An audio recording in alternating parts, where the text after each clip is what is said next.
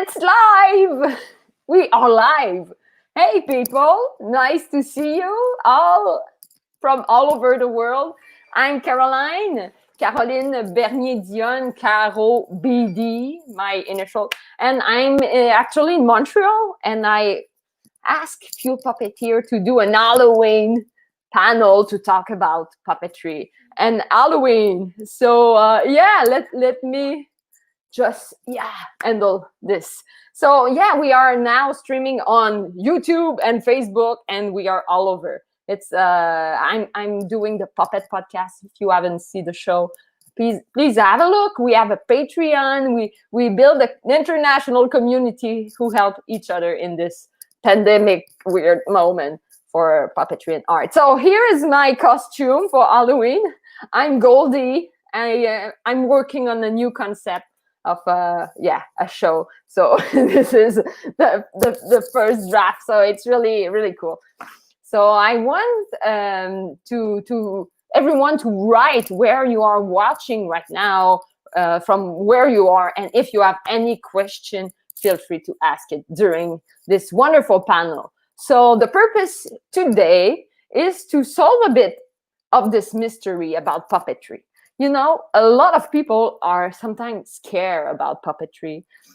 And I have some questions and I want to ask to people who worked puppet for a long time and also have a lot of experience, but how they approach this Halloween stuff and also how they love Halloween and get costume. So so everyone, please welcome in the screen. I will bring them one after another, and we will see. It's a beautiful panel. I'm really happy they all accept, and they have puppet around them, so we will have a lot of fun. So everyone, please welcome. My first guest is someone really talented. I saw a documentary about his career.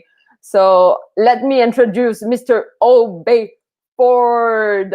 Hey! John, how you doing? I'm doing really well. You? I'm good. Yeah, thank you to accept the invitation. Yeah. And I love this puppet. You are so good with this one. So I think we will have a lot of fun. Yeah. So thank you to be part of this. So let me introduce my second guest. His name is Terrence. Yeah. I want to be the center square, like Paul Lynn. Thank you to be in this Halloween panel about puppetry. Goodness, we got a bat problem here. Thank you so much. And let me introduce my last guest. She's a girl in my country, Canada, Ryobina.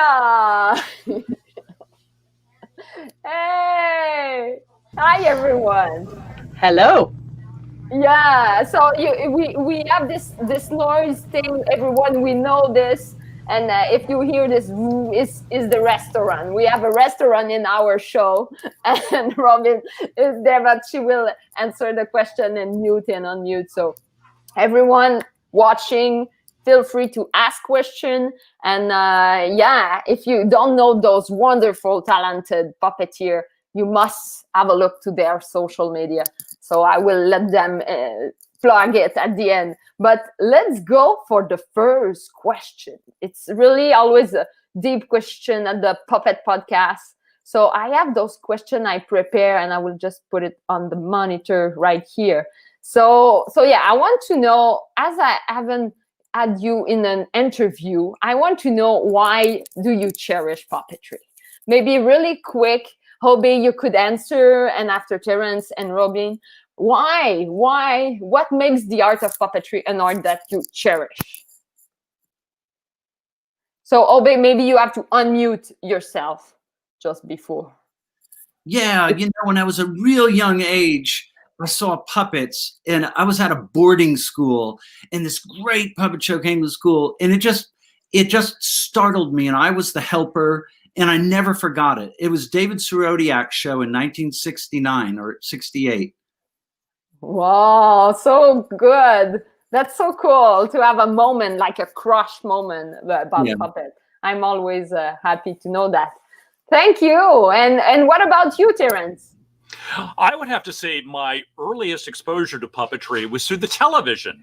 I grew up in the 60s and early 70s, and things like Fred Rogers, Bert Hillstrom, and Sid and Marty Krofft. And I was hooked since then. Yeah, that's true. Television is so much a big influence in childhood and puppetry. Thank you. And Robin, let's conclude with you.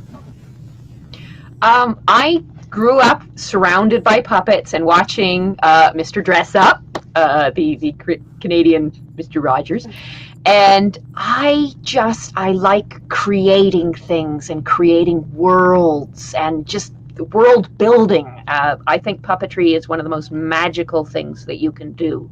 And you can create the story, the characters, a plot, adventures, conversations, friends, and it's everything in an entire world that you make. That's so true. That's like a lot of the couche in French we say. So you have this big sandwich of poetry and art. So that's so true.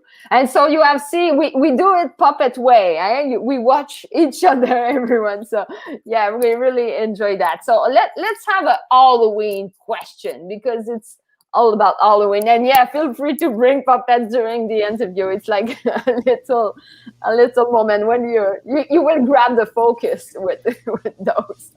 So yeah, I want to know for you, like, why some people are scared of puppets. And I think this is an interesting question to know the why. So let's do it that way. We go from Hobey, Terrence, and Robin. So it's a wheel. Oh, and the mute button is always. I think people are probably terrified because they had some childhood experience, something like that. You know, if you had a vivid imagination and all of a sudden something uncanny happened, it could, if you never really connected with your imagination later, it can become like a phobia, like spiders or something. And we used to, one Halloween we did The Hobbit, and I was responsible for the 30-foot dragon. And we would measure how afraid the children were by looking in the theater seats afterwards. There'd be little wet spots. We'd say, okay, we have to tone it back. That's kind of a perfect anecdote about. Yeah, but when I'm in an audience today, I just look at the kids. I know that child does not want me to come over and bring this puppet into their face, and I stay away from them. And then finally, what's beautiful is if all of a sudden I see they get brave, and then I go over and we have a little experience, and then maybe they won't be weirded out by puppets when they grow up. That's so great. That's a perfect answer. What about you, Terrence? I work with very young children. Most of my audience are between the ages of 4 and 10. Mm-hmm. And often I feel it's because they don't have the experience of seeing a live performance. And a puppet is something that they're seeing right in front of them. It's a three-dimensional character that's on a stage, 10, 15 feet away. And as Hobey said, you can read really easily children that are terrified of it. But frequently, there will be a child in the audience that's at the back of the library or schoolroom at the beginning. They're backstage wanting to ask me how it all works by the end. So I feel then that I have broken through and the magic door has opened and maybe a future puppeteer. Yes, that's true. We never know who is in front and who will be part of the profession after. Thank you. And Robin? I am going to give a really nerdy answer, and just mute me if I start talking too much. But there's a part of our brain that is developed to respond to inanimate objects, and some of you might know the term pareidolia. Pareidolia happens about here, sort of in the brain, in the reptilian part of the brain, and it's looking for faces. It's looking for life in the inanimate, and it comes from our primitive selves when we were like out, little monkeys in the jungle, looking around, and are those shining dewdrops or the eyes of a saber-toothed tiger? And so we have this sense to look for things, and then it's right next to our amygdala. I don't remember the name of the part of the brain that perceives pareidolia. It starts with an H. It's next to the amygdala. And the amygdala processes our emotions. So then we're processing, is it happy? Is it sad? Is it scary? Is it angry? Is it something that I want to be friends with it? Is it something that's going to eat me? And so I think there's this level where when we're seeing a puppet, that part of our brain gets engaged, that very primitive part of our brain. And we're responding to it and saying, who is that? What is that? Is it my friend or is it a foe? Is it a saber-toothed tiger or is it two dewdrops? And so we have this very reptilian brain response that then our higher brain has to process. And like Terrence said, and Hobey said, some people will be like, no, that's not for me. I'm gonna stay away from that puppet. And then some are like, oh, I wanna know more. I want to know that this is firing something in my imagination, in my brain. I wanna be there and be closer to it. So you get these very different responses, but that initial response happens in that little place in the brain where we're trying to figure out, is it alive? Is it real? Yeah. That's so cool. I love nerdy question. I think it's not nerdy at all. It's really part of the process that we go through as puppeteer. We just have to get in common that knowledge, and I think it's really amazing. Oh yeah, let's have the next one. I want also to know your tricks, because we all handle some fear. So what is your way? Like maybe you have an anecdote, but your way of handling a person who is scared, or maybe an adult who just retract from the puppet, how you handle that. You have so much experience all combined, so I want to know your opinion on this. So Hobey first. Good, and I unmuted right away. So you're good. Be careful. Yeah, no, it's sort of what I was saying before. You just like I really tune into my audience, and I look around ahead of time and I see, oh, be careful with that one. But then I might go and jump on her dad's head with a puppet, and then that can change the energy. And sometimes when someone is that bothered, I will absolutely focus on them, like not they won't know I am, but I'll be sort of gauging what I need to do by their response. And almost always at the end, they're like, oh, I feel much better about this. That was really fun. It was exciting. Yeah, you take it like a challenge. Yeah, it's like a challenge. It's like I want to do that for them. I knew what it was to be frightened of weird things. I had a vivid imagination, and nighttime and sleep were like terrifying to me, and I understand that. But I got over it by getting an imagination that let me play with all of that and be creative with it and have control over it. So a puppeteer really does have to control not the puppet, but they're really controlling the audience's emotion to a degree. Yeah. And do you think we have a muscle, like who at some point with experience we get with this handling of the crowd? Yeah. Some of the question the internet went wacky right in the middle of that. I was just saying, if you feel puppeteer have this kind of muscle to handle the crowd, handle the Yeah, I mean, you really do. I mean, I think anyone, a comedian or a storyteller, knows how to control their audience, and I don't mean that in a negative way. I mean in a positive way. They know how to manipulate to just bring them along, and if someone's having problems, you go and help them come along with it. And that is a beautiful thing that puppets can do that many other art forms cannot do. So puppetry can really bridge to the emotional world of a child or of an adult. That's so great. such like we could write a book about this kind of approach, I feel. Thank you. Terrence. I was going to say, what is pumpkin?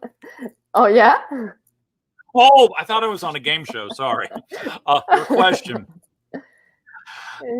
Frequently, I work with kindergarten and preschool children, so the very young, of 3 to 5.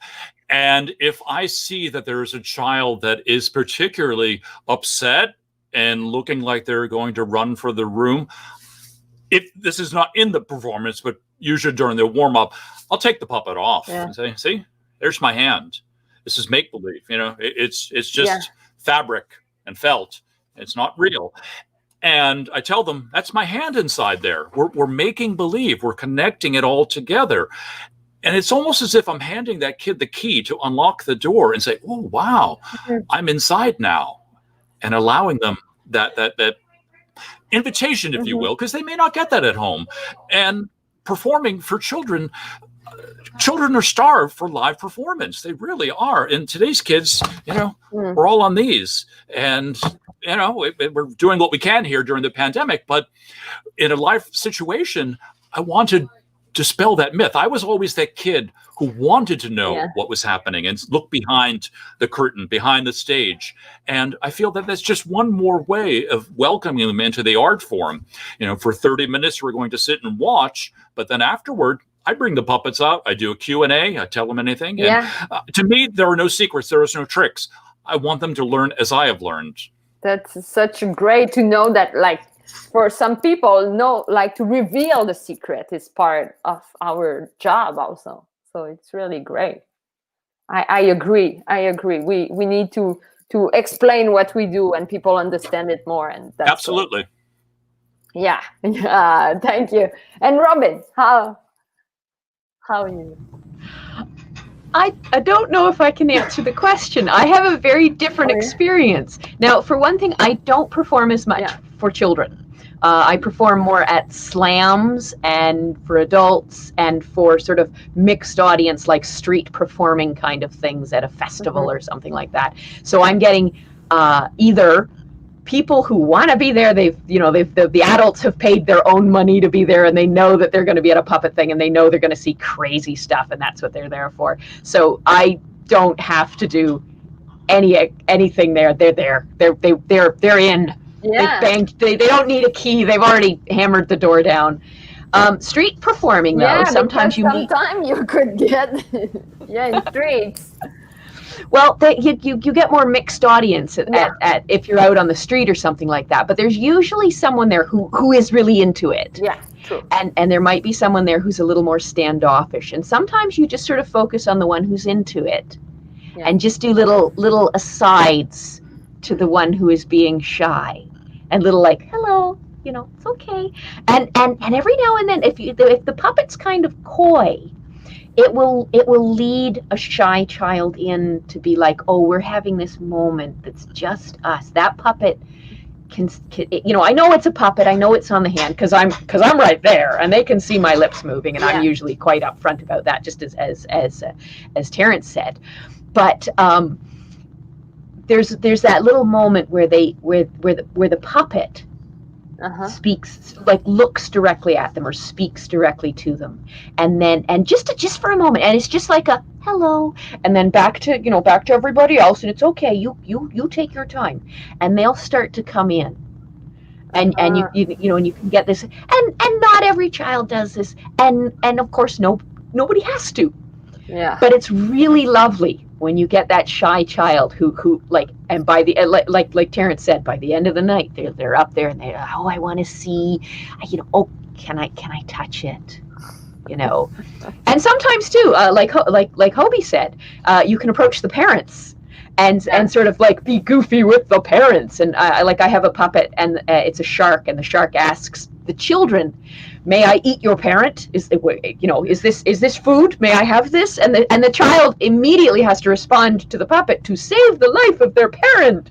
So, they the shy ones are sort of little giggle, no, don't eat my mom. It's okay. And so you can sort of have this weird just a little connection. Yeah.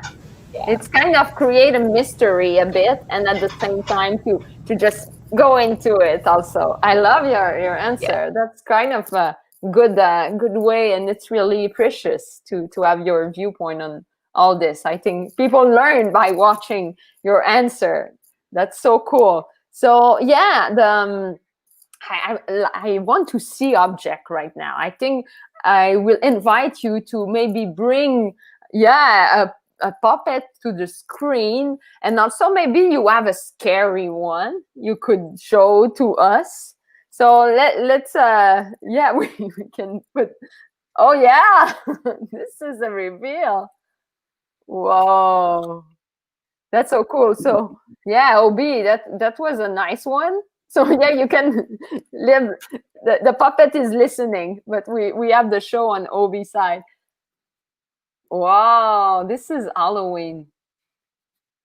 Is it Hobey part of a Mexican production, or like part of? I'm working with Rosalia Torres Wiener, a Mexican-American artist, and we're doing Day of the Dead workshops with kids virtually. So these are paper puppets from her artwork that we're going to be letting them like take one of these, like the hummingbird, and color it in, and then how to turn it into a paper puppet, two-dimensional puppet.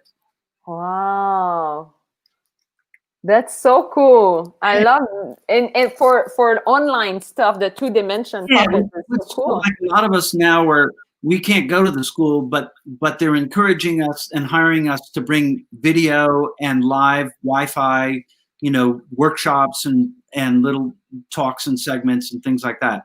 So yeah, that's the project I'll be doing this next week or so. That's so cool. Yeah, puppet for Halloween. Yeah, that's great. And Terrence, you were there with your. I had to unmute myself. Right hand there. There he is. You were listening. Wow, hello there. My name is Merlin. Merlin was built 2 years ago to work into my Halloween show, but to help dispel the negative, we call it bad PR, of bats. Bats are incredibly helpful creatures, and people are afraid of them for some reason. So I built a really cute little bat. To help the PR of the bat. Exactly. And that they're pollinators, that they help with chocolate production, and they don't bite people. A lot of people see, the bat, flying around from a monster movie, and they think they're going to get bitten. I don't want to bite anyone. Notice no teeth.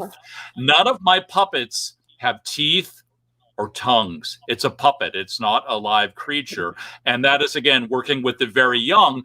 I don't want a child to see this character and go home terrified of bats. No, they want to hug him. I've had 40 kids line up to give him a hug, and that's my job. Yeah, it's funny. Robin was hiding the teeth of all her puppet because her puppet have all of those big teeth. Let me go over there. It bit me. I'm going home. That's true. Like puppetry could help to change the vision. And yeah, look at this wolf. You can you can change the viewpoint of children towards creature totally from the performance. Wow, look at this manipulation. Mm-hmm. Wow, so cool, Hobey. You get the focus. Thank you, Terrence, for your answer. I love the fact that you use this to help, the PR of that. And Robin, you were about to talk about the teeth of. I feel like I'm coming at the total opposite direction because I am surrounded by like fangs. This one actually was for a Shakespeare play. This one was in Titus Andronicus, and had very frightening, solid blue pupilless eyes in the play as well. The director wanted this very glowing thing happening, and so I've got a lot of more scary puppets, and I actually lengthened her teeth a bit. I changed her eyes and teeth because she was also in a, my brother made a werewolf movie. And so I had to make her look a little, she had yellow eyes for the werewolf movie. I had to make her look a little scarier for that. And she's going to be in, he's making a part 2 to that werewolf movie. This one had to be a garbage monster. And this was he was made last Halloween. He danced with a bunch of witches and they killed him with staffs. Oh my God, that's cool to have a real monster. Yeah, he's just a big thing, but the mouth opens and closes. The only problem is you have to see through the mouth, so you're looking out through all the teeth. Oh. But and then I have this one. This is the newest. This is what I did this year. And it's got even worse teeth. Oh. And this was for there's a British television show I love called Taskmaster. And they have something called home tasking where people can participate. And the command was, make a spooky animal from things from your kitchen. This is cereal box, plastic spoons, and old Halloween candy. That's a hit. That's a hit. Halloween candy monster. What is candy corn? Yeah. Candy corn is your doom. And it had a light. It had a light too. The eyes light up red. Whoa. Because I had a bicycle light in my kitchen. That's so eclectic. That's funny because we started the interview and I can really see now that your universe is really, you build a whole world of puppetry. We have the paper 2D, we have the mouth puppet, we have the bigger one, more scary, maybe for adults.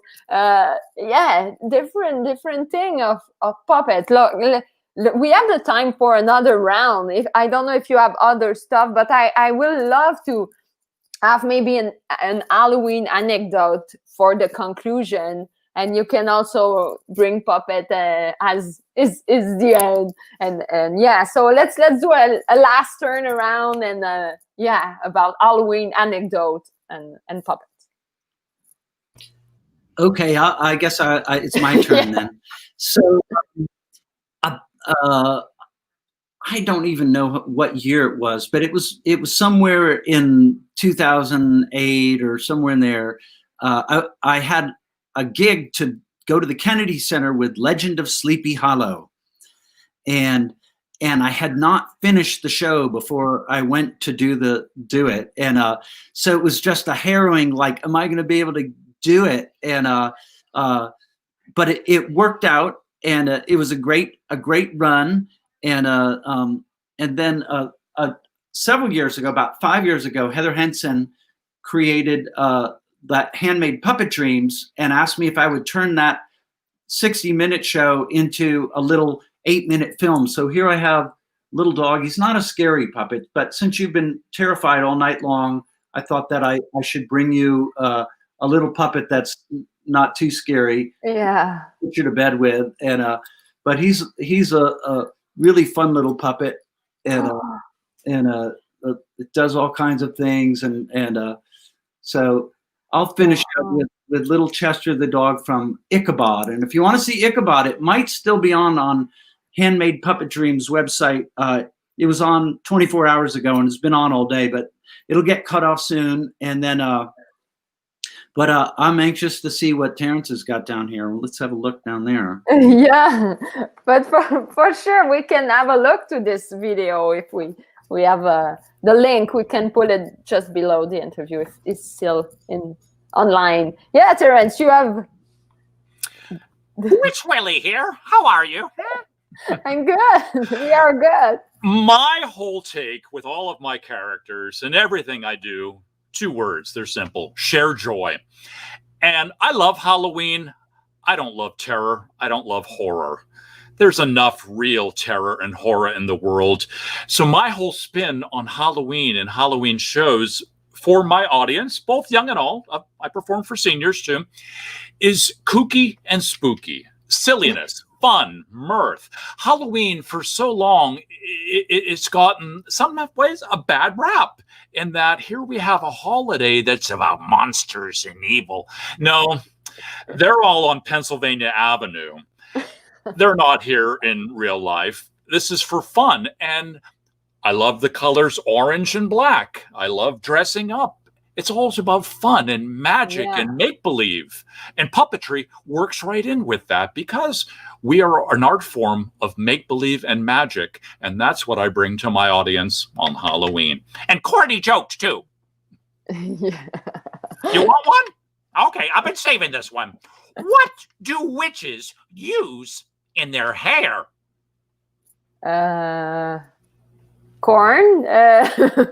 Star spray! I don't like material. That's perfect. That's the time to do your statement. I love it. Like, Halloween is about blah. So yeah, every opinion is welcome at the podcast. and Robin, you have maybe another vision. Well, I sort of have to. I can't not mention what. Yeah. This is my little friend, and I'm also wearing my what T-shirt with my new what logo. Yeah. Oh, Yeah. I should do all the talking now, because it's all about me. Yeah. I have a Halloween special. Oh yeah. I want to help people. Yeah, I want to be like Terrence, and I want to help people. So I did a how to carve a pumpkin, Oh yeah. and that's my video. Yeah, and it's all how to carve a pumpkin. I am Sock. Terrence, I am Sock. Haha. I'm a sock puppet. Very classic form of puppetry. So I've been around as long as socks have been around. But yeah, how to carve a pumpkin. Yeah. It's how not to carve a pumpkin. Don't listen to the puppet. No, listen to the puppet. It's how to carve a pumpkin. Don't do what the puppet does. No, it's okay, because I'm a puppet, so I can do all kinds. I can do whatever I want. But Yeah. don't do what the puppeteer does.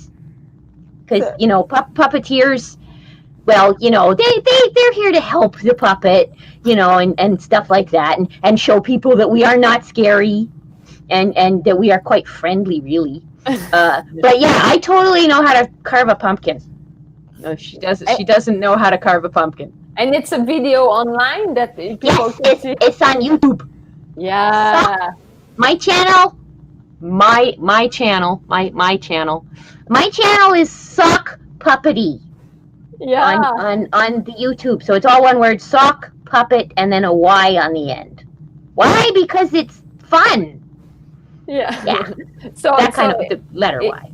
it's have a repercussion, like on the audience. Look, Rebecca said, listen to the puppet. So Yes, always listen to the puppet. Yes, that's the kind of Y. Yeah.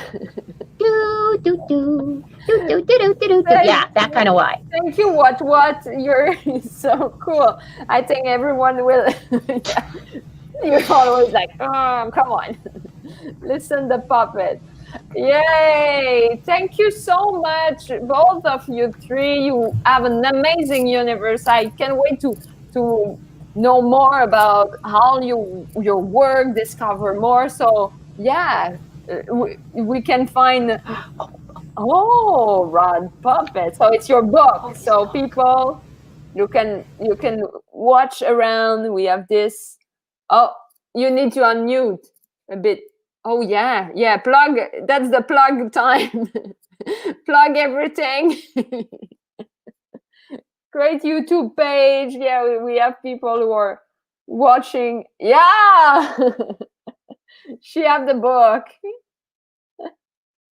Thank you so much. You're amazing. It was like I get a blast. I want to do those kind of panel more often because it's so cool to put universe. I think it's different to combine and talk about a subject and just see that how puppetry is so diversified and how we have a lot of stuff in common, but a lot of potential. So yeah, and Rebecca won the link, so we can put all the link of both everyone website. So we will handle that just after we close this. So if you have a last word to say, let's do, and I will remove, like I can push you out of the screen, so we can do a little turn around. The last word, Hobey. Okay. Get into some puppets this Halloween and be safe and have fun. Thank you. So I push you out like this. Room. Oh yeah. Stay in the virtual studio, everyone. We want to chat after this. So Terrence, what is your last word?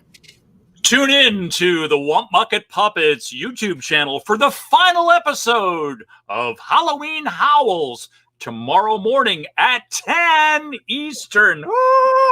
Thank you. Wow. And we finish by the lady.